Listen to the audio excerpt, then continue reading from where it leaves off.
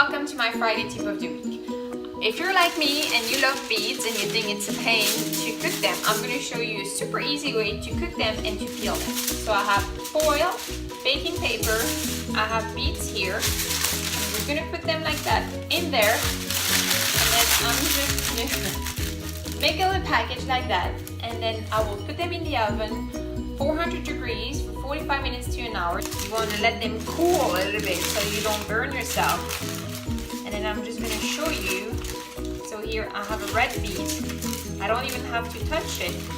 Literally just use the paper, you just pour around it, and when they're cooked like that, the skin comes right off. And let me show you.